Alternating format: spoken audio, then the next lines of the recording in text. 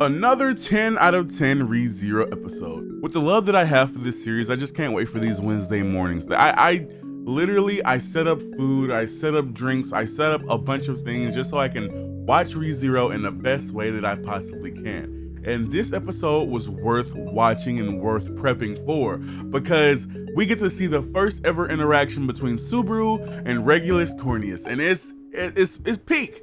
It's peak because it's crazy because you knew, even if Subaru knew what Regulus had done to Rem and Krush, he would have still done the same thing that he did here. He still would have been smart about it. I don't know actually, because mostly I think he would have been smart about it and played it in the safe way, but another half of me is like, he would have crashed out for sure. If he knows that he is the reason that Rem is in the state that she is in, obviously not the whole reason, but he's definitely a big part of it. And you know, if he knew that, what would Subaru have done? Would he still play it cool like he did and respect Regulus in the way that he did until, you know, he was on business, he was on timing? Would he have respected Regulus, or would he have just crashed out? You did that to my Rem! On some Vegeta My Boma stuff. I feel like it's very the flip of the coin. I don't know, because he's been away from the situation for a whole year at this point. So I don't think he would have crashed out, but at the same time, you never know with Subaru. Subaru does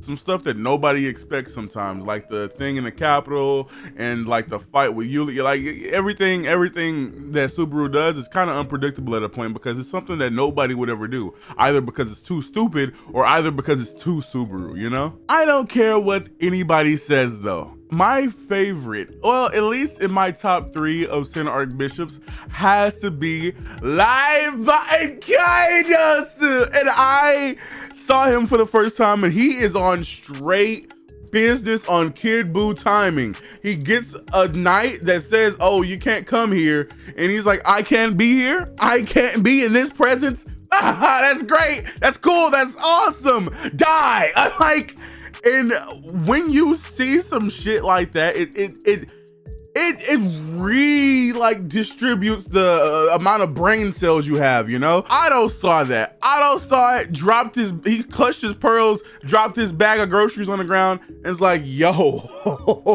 who are you? And why did you do that to that poor knight? He didn't deserve that. Like, and it's cool to see that. It's cool to see Live Biden Kaidos in peak form. I did get spoiled on something, so lie times 2, but the 2 is not 1, if you get what I'm saying, with it not spoiling the anime onlys with that. I did get spoiled on that, so that's how I know. And I'm not sure how that's gonna go in this arc. I'm not sure what's up with that. I'm trying to stay elusive with my words so I really don't spoil what I'm trying to say, but I'm very confused on that, and I'm guessing I will get some more sauce with that, you know, that meat over there to make sure like everything like has synergy with how it's going on in my mind. But I'm very confused on that. I don't know. I hate that the person told me that, because now I'm just like, yeah, I'm gonna leave that alone. But what I did get more closure on, and something I said in the first episodes that I started reacting to this in the review and I don't really call this a review, but you guys do. Garp is, well, Garf. I don't know why I called him Garp. I'm watching too much One Piece. Garf has this thing going on with his mom that really wasn't fleshed out.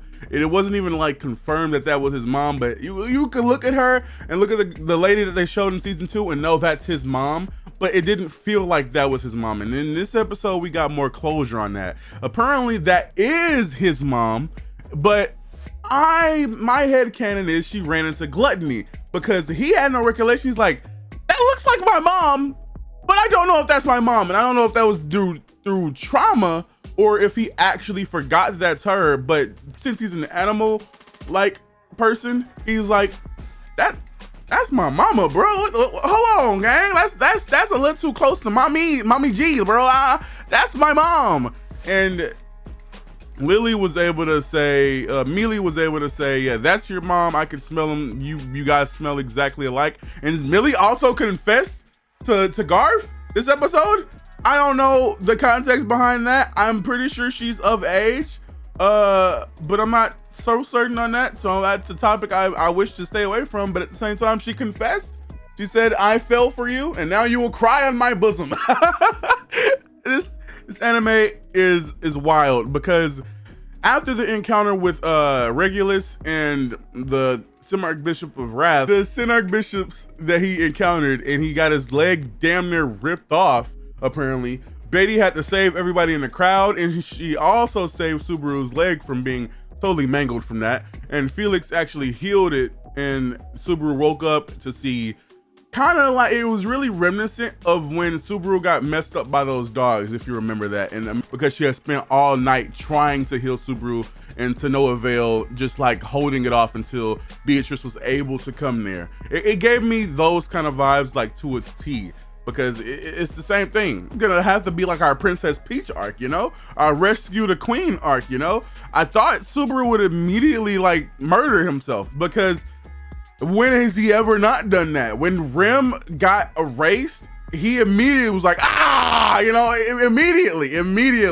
In the Capitol, he saw that. He immediately did that. In a carriage, he saw that. He immediately did that. It's like, this is my get out of jail free card. It hurts, it pains me to do this, but this is what must be done. So it's insane that he didn't immediately wake up, look around, Betty's slump. Amelia is a God knows where. I'm surprised he didn't jump on a sword. I honestly, I'm surprised that didn't happen. Maybe it'll happen next episode. Maybe we'll see. I don't know. But it's just in my head, if he knows he got that save point with the singer girl, I can't remember her name for right now, but if he knows he has that save point, it's surprising that he didn't immediately take that chance. He didn't immediately do it. Maybe he will, like I said, in the next episode, but it's just surprising to me. In this episode, the witch cultists actually like really make themselves known too. They take over the Capitol, and they threaten without saying it that they will flood the whole Capitol if you guys don't move correctly, you know? And that's terrifying, because my worst fear is tsunami. So if I was in a situation, I would fold immediately. You got what you want, gang. I don't even want it that badly, you know? You got one person that can mind control. You're threatening us. You're threatening to flood the entire city. I don't even stay here, bro. Like, you got it. I don't want to deal with any of this.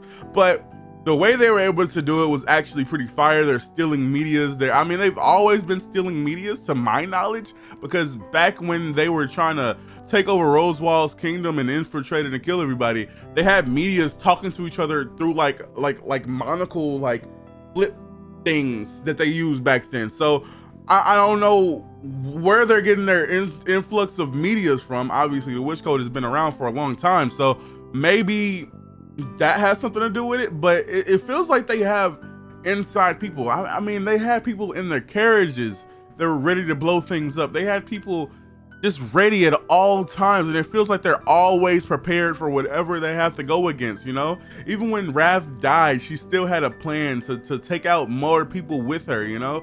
And it's crazy to see how like they're playing this like chess and not checkers, and it's really cool to see that, but it's also terrifying to see that when you know that you're on the good side and you're not on the bad side. Like, you know, if I was like Yagami, I'd be like, yes, let the evil continue to win. But now that I'm on Subaru's side, I'm like, damn, my boy, I truly do not see how you get out of this, because it's the difference between other shows and this show, because Subaru can die, bro.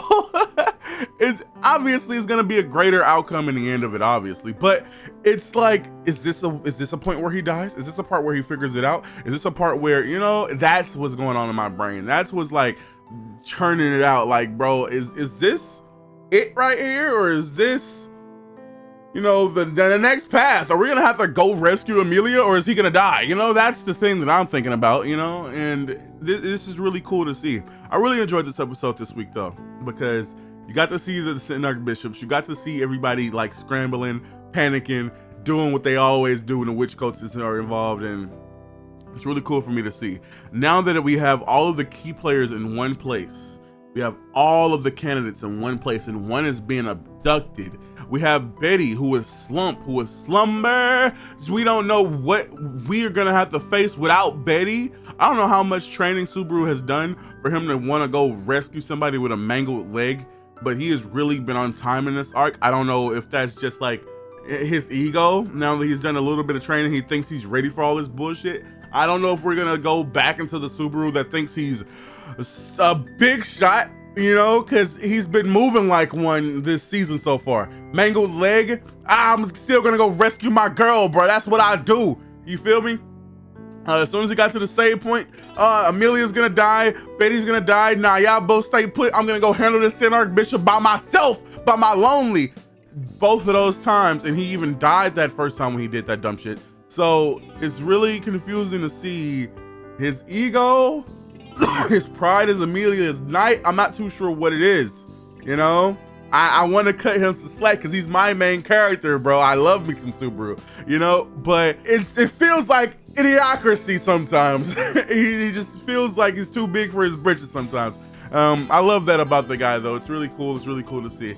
And yeah, honestly, I have nothing else to say. I hope you guys enjoying Rezero as much as I'm enjoying Rezero, because it's one of my favorite series. It's in my top 5, and I don't think it's ever gonna leave there as long as they keep producing great quality things. I mean, they even improved the art style of this season.